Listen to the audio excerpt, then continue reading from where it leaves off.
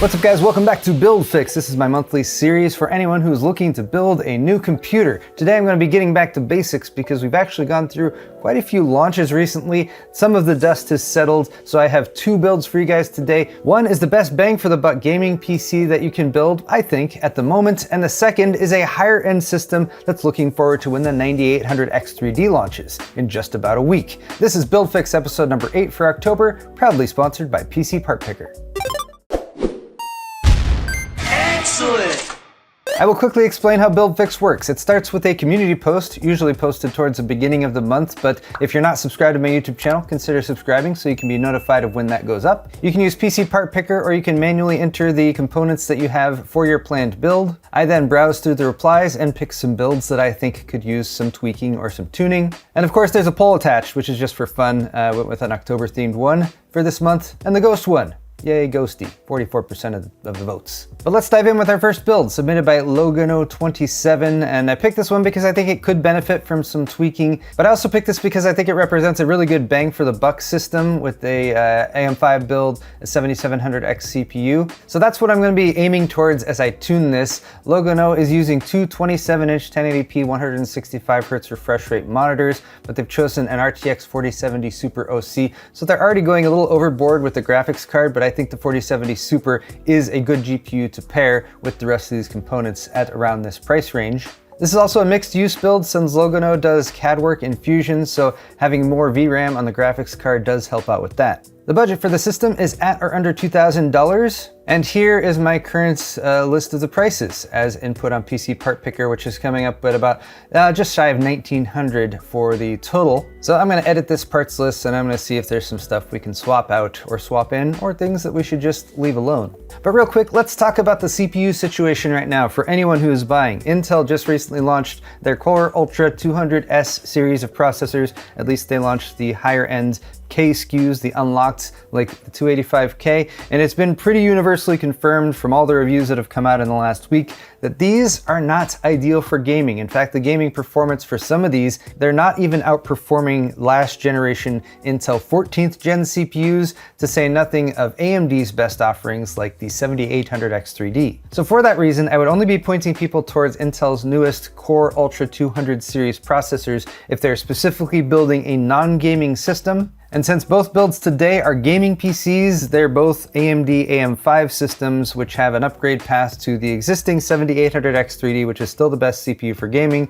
as well as the 9800X3D, which we're expecting to launch next week, and reviews for that are still forthcoming. However, the 7800X3D in the lead up to Intel's launch has gone way up in price. It can only be found for about $450 at the cheapest, whereas a month or so ago it was selling for $350 or even less. So if you're building a system right now, you can still build AM5. You can go with one of their 6-core or 8-core, not 7800X3D options, which are more reasonably priced around $200. That will let you get a system up and running that is forward compatible with the X3D CPUs, either the 7000 or the 9000 ones that you could maybe buy later down the line when prices have mellowed out a little bit. So right from the top here, we have the 8-core 7700X, which is about $270 right now. And note that for the AMD processors that have an X on the end, it's not going to ship with a CPU cooler.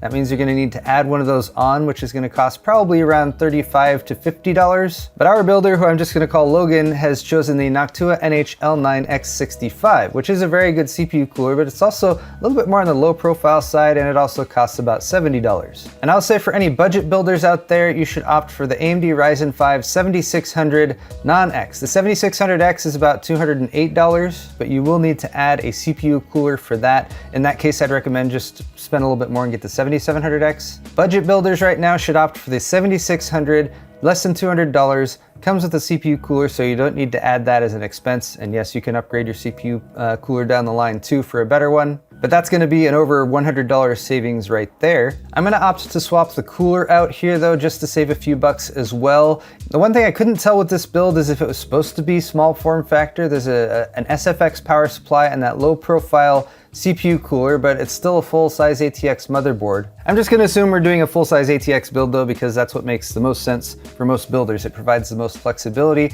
and for that we're gonna go with the go-to air cooler right now, which is Thermalright's Phantom Spirit. This is right up there with all the best-in-class air coolers. It's only $36. And it even comes with addressable RGB fans. There's a non-RGB version as well if you're not into the RGB bling. Next up, let's talk about the motherboard. This is a perfectly fine motherboard. It's $200. It's an Asus TUF board. It has a good feature set and it's got all the connectivity you would need. And in fact, do keep that motherboard. I was about to say I can save you $50 by going with my go-to ASRock recommendation right now, which is either the Live Mixer or the PG Lightning, which are effectively the same board. Just the Live Mixer has this garish color scheme on it, which maybe you're into, but actually, point being, I don't recommend either of these right now because they're both over $200. This is supposed to be a $150 motherboard, but ASRock has gotten people recommending it, so now they're like, ooh, maybe we can charge an extra $80 for that. No, stick with that Asus TUF board, or if you do want to save $20, the ASRock B650 Steel Legend Wi-Fi is a good choice, and you know, it's got Wi-Fi, so this or the TUF, either one is perfectly fine. This is a whiteboard, so it's not going to be quite as matchy-matchy, but we're building on a budget, so the aesthetics are lower on the importance list. The memory kit we're definitely going to swap out. We have a 32 gig kit, that is what you want, but it's DDR5 5200 and CL40, not the best speed or timings. And for $97, there's definitely faster and better memory kits out there. If you're building on AM5, you want a DDR5 memory kit that is DDR5 6000 to about 6400. That is the sweet spot for the current Ryzen platform. I don't actually recommend going much beyond that unless you really want to get into memory overclocking, tweaking and tuning your timings, and becoming a huge Buildzoid fan. Which there's nothing wrong with, to be perfectly clear, but for most people who aren't going to do that, you want DDR5 6000 to 6400. You want a 32 gig kit that's 2x16 gigs, although if you are considering doing stuff like CAD, heavy photo or video editing, or anything that's going to use up a lot of system RAM, here's a good place to also give yourself an upgrade for that purpose, in which case I would opt for a 48 gig or 64 gigabyte kit. If we sort this by price per gigabyte, we can see they're compatible kits starting around $80, and then the final characteristic I would look at, if you don't want like RGB lighting, because RGB lighting is a thing memory can do too, but you shouldn't really buy a specific kit just for that. But then look at CAS latency. You want the lowest value possible here. That will also affect your first word latency, so you can sort by that as well. But do note that the really tightly timed kits with lower CAS latency can increase the price pretty significantly. So the least expensive kits that meet all these criteria are going to give you about 10 nanosecond first word latency. So there's some Silicon Power kits down here. There's this Team Group kit. And you know what? For $86,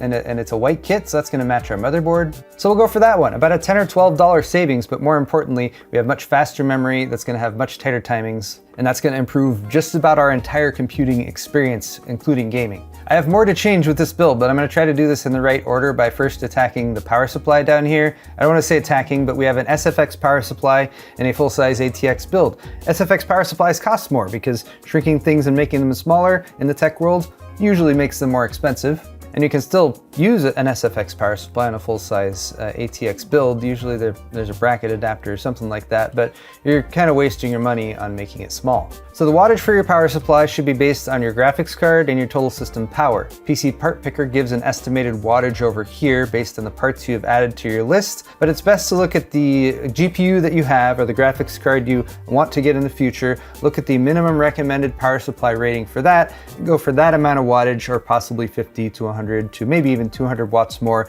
if you're planning to like add a bunch of drives to your system or other things that are going to suck up more power. 750 watts should be perfectly adequate for the vast majority of builds. We're going to sort these by price, and then I'm going to look for brand names that I've heard of before that I'm not scared of. And with apologies to Ep8 and Aries Game and Sigotep, these brands do not necessarily have the best track ratings, so MSI, Corsair, EVGA of course, Thermaltake, these are all pretty solid options. The last thing you might consider down here is the 12 plus 4 pin, aka 12 VH power or 12 V2x6 connector. If you're going to get an NVIDIA graphics card, a 40 series or the 50 series in the future, I'd say definitely go for a power supply that has one of those at least natively, at least as long as you're not paying too much money for it. That gives us the MSI MAG A750GL PCIe 5. Look at that, $70, 750 watts. That's like $100 cheaper than that SFX unit. I would also consider maybe this tough power unit from Thermaltake, or you can go up to 850 watts with the MSI. Okay, we've fixed this build some. We've removed some parts that were a little bit overpriced. We've increased the performance. Specifically, I think the memory was the biggest upgrade, and we've shaved some money off. I think we're down 100 or 150 bucks, but I think we can drop that a little bit more for people who don't need some of the extra parts that are added here, like a 4TB SSD. Nice to have, definitely, but it's also $350 expense. For most people just starting out with a gaming build, you need a 1TB drive. 2 terabytes is nice too, so consider looking at 2TB options as well. And we want an M.2 2280, that's the form factor SSD, and almost all these are going to be NVMe SSDs, which is the latest standard. Here I will again sort by price per gigabyte. We're looking at about 4.4 cents per gigabyte with the least expensive options here, and those are all 2TB drives. So $90 to $100 for an entry-level 2TB drive. That's probably going to be a PCI Express Gen 3 ones. So these aren't going to be the fastest in terms of maximum read and writes or anything like that, but these will work perfectly fine. And if you're building a gaming PC, your SSD is only going to affect your load times. It won't affect your actual game performance at all. Among the 2TB drives up here, I've used the Team Group MP33 personally most frequently. It's a perfectly fine drive. But hey, let's stick to a budget with a 1TB Patriot P400 Lite. And now things are looking much more reasonable in terms of our overall costs. We're down to close to $1,400. I should note that I added the Fantex XT Pro Ultra mid-tower case because it's a $76 case that comes with fans pre-installed. And this represents the mid-range build that I would point most people towards at this point in time if you're planning to spend between $1,000 and $1,500 on a gaming PC. If you do want to bring the price down and get it closer to the $1,200 range, go with the 7600 non-X and use the stock cooler. And then beyond that, you'd want to look at your graphics card because this is a $650 4070 Super. And we can get that same GPU, the 4070 Super, for less than $650. In fact, quite a few variants down here in the $600 range, including ASUS models like the Dual Evo, MSI Ventus 2X, the 2X OC. And I will also say, don't spend an extra like $40 or $50 on an OC model of a card. Look at the actual overclock results here. The peak frequency is 2,595 megahertz on the Asus TUF Gaming OC. That is only about a 100, maybe 125 hertz boost over any of these stock cards. You can easily go in and use any GPU tuning utility to add an extra 100 hertz or so to your graphics card's peak frequency, and it will work with pretty much all of these. These OC models are not worth it if you're spending a lot more money. But hey, if the cheapest version is an OC like this MSI Ventus 2X OC, then go for that for sure. All right, and here is our fixed build with the 7700X coming in at $1,357 or so. And apart from having not as much storage, because we have a 1TB drive instead of the original 4TB drive, this will be a faster system than the one that we started out with. And if we want to know how much this build would cost with the less expensive CPU, the 7600, that brings the price down to about $1,250. And that is the version that I will save and link down in the video's description for anyone who's looking to build a new gaming PC right now. Okay, let's move on to build 2. I'm going to try to do less explaining this time and get straight to the parts. This one's from ZachW4941, upgrading from a 5900X system to the 9800X 3D. That launches next week, so I can't exactly say here's how much this will cost or go out and buy this. We should wait until those third-party reviews come out to confirm, but given that the 7800X 3D is still the top CPU to go for if you're building a gaming specific system right now, even after the Intel 200 series launch, it's reasonably safe to say that the 9800X 3D will at least be a little bit faster. Zach already ordered and received a few parts like an ASRock Nova X870E motherboard, Noctua D15 G2 cooler, 64 gigs of DDR5 6400 memory, a 1TB Crucial SSD, a 3090 Founders Edition, but I'll be considering some other options there too, and a very nice case and fan configuration with Fractal North XL and Noctua NF-A14 G2 fans, as well as a bit of an overkill power supply with a Seasonic Prime PX 1600. So if you looked at my $1,200 to $1,400-ish mid-range PC and you're like, I can do better than that, or I want to do better than that, here's going to be like the high-end version of that. With the current parts list adding up to $2,154, but do note that that's not including the graphics card because you can't buy the 3090 Founders Edition anymore. All right, let's power through this list. The 7800X 3D, as mentioned at the beginning of the video, is overpriced right now. The MSRP was $450, but we know AMD was comfortable selling these for around $330 to $350, at least until it became so popular that they were like, well, let's, we got that demand lever there going, so let's just charge more money. I think that was also a response to the fallout with the Intel 14th gen instability problems that kind of became a big thing late in the summer. But anyway, when the 9800X 3D launches next week, we're expecting it'll probably be $450, maybe a $500 MSRP. Not really sure what AMD is going to go with there, but for the time being, the 7800X 3D, with its current overpriced price, is a decent enough stand-in. And by the way, 430 isn't even accurate. The cheapest in-stock available one is about $477, because Best Buy is sold out at the hot price of $430. Okay, I'm actually going to come back to the cooler on this one because we seem to have a very intentional Noctua fan setup, and I don't want to mess with that too early. That said, Noctua fans are expensive, and you can get away with other fans that aren't quite as pricey. But let's do other stuff first, like a graphics card, of course. I'm also gonna remove the storage. Now, hear me out here. The T705 is a PCIe Gen 5 drive. It's a very fast NVMe SSD, which for certain applications, you might actually want that. If you're doing a lot of moving around of really big video files and you really need those super fast read and write speeds, then maybe that's something you wanna stick with. But I already showed you guys, there are 1 terabyte NVMe drives available for $50. There's another $100 for a 1 terabyte drive. Does that make sense to you? It makes less sense to me, especially since this isn't gonna impact your gaming performance. But if you need that speed, then $150 for that class of drive isn't horrible. This is also a monstrously overkill power supply, being 1600 watts and 80 plus platinum. Seasonic actually makes an 80 plus titanium version of this power supply that's even more expensive than that, but you really don't need this much wattage unless you're running like a multi-GPU workstation. And it is it's almost $500, so we can save a lot of cash there. Let's find an SSD. Again, we're looking for an M.2 2280, and let's go for a 2 terabyte drive since we're looking at a higher end build. I'm looking for something that's a step up from like the least expensive PCIe Gen 3 drives, but without spending too much more money. And I think for that, we actually have these MSI Spatium, however you pronounce this stupid drive's name. But look, it's a Gen 4 drive, and it actually hits Gen 4 speeds, read writes in the 7300 and 6400 megabytes per second range respectively, and it's only about like 10 or 12 bucks more than the cheapest 2 terabyte drives that are out there, so that seems like a good solution for me. And then of course there is the video card, and I think there's really only 2 choices right now for the video card for this caliber of system. You've got the 4090, of course, fastest gaming graphics card currently on the market, but you're gonna need to spend at least $1,800 for that. And hey, at least this one's actually in stock. You can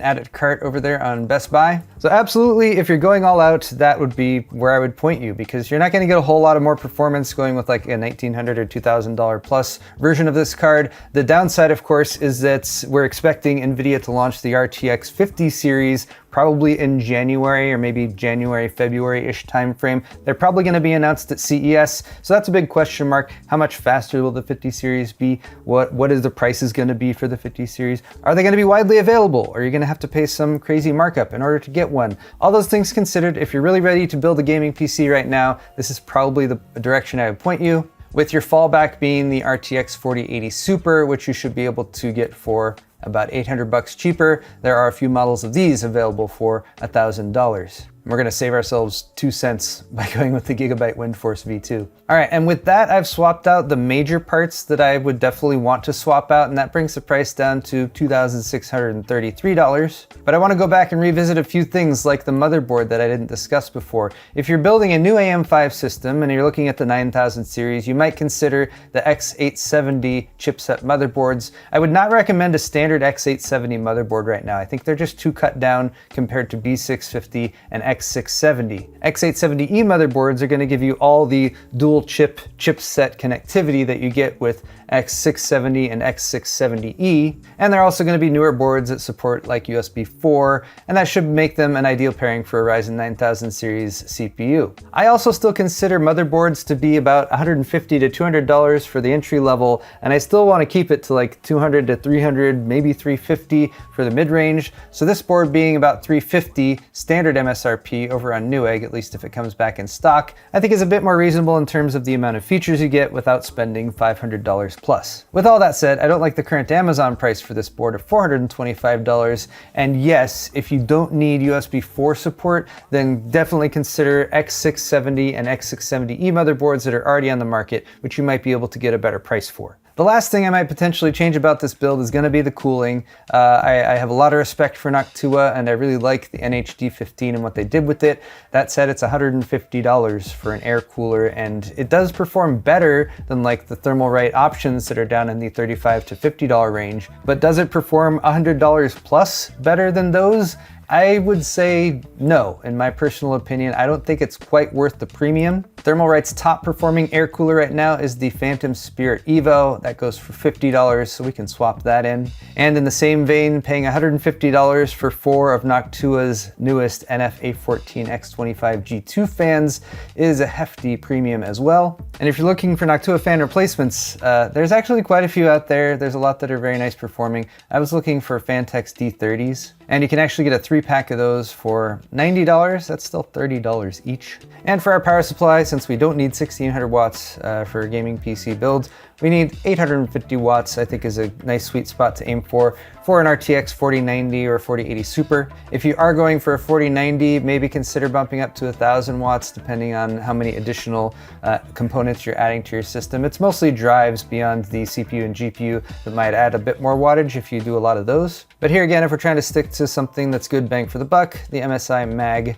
A850, whatever, the 850 watt version will do us just fine. All right, so that brings our total price for the build down to just over $2,500, maybe $2,550. Probably my most controversial decisions will be about the fans, since we are still going with a relatively expensive fan kit and we have a 3-pack instead of 4. But with there being so many different fan options out there, that's something that still comes down to being pretty debatable. And actually, if I plug in the proper price for this motherboard as well, even though it's out of stock right now, I forced it to use that, that brings the total price down to less than $2,500. And that is for a 7800X3D plus RTX 4080 Super build with the potential to upgrade that 7800X3D to the 9800X3D, fingers crossed, if and when it launches next week. And then maybe tack on an extra $800 if you want to go with the RTX 4090 over the 4080 Super. Before I close, I had a couple quick honorable mentions in the comment section. Douglet DD asked for the least aesthetic build possible with all mismatching colors and static color case fans and clear. I don't know if I can go clear, but green exposed PCB RAM. I like this idea. I didn't go for it this time around, but I kind of want to keep that in mind for a potential future project. And finally, Smooth Alf asked a question that I've been getting a lot lately, which is what about people who don't game? And yes, I do want to make builds and recommendations for people who aren't gaming focused as well. So just wanted to let you guys know I'm not ignoring you completely. And for the time being, if you're looking to build a non-gaming system, I would point you towards this little system, which is very small, that I built for my sister. And she's been using that for several months now, I guess actually more than half a year. And it's a great little system, so I'll post a link to that in the description as well. But that's all the time I have for this one. Thank you guys so much for watching this episode of Build Fix, and a thank you again to PCPartPicker for sponsoring this series. You can find links to the parts lists and the parts down in the description below, and of course check out my store at paulshardware.net for high quality merchandise, t-shirts, mugs, pint glasses, and these new mouse mats, which are super awesome. If you'd like to hit the thumbs up button, that's greatly appreciated. Subscribing to my channel is always a good call too, and we'll see you all in the next video.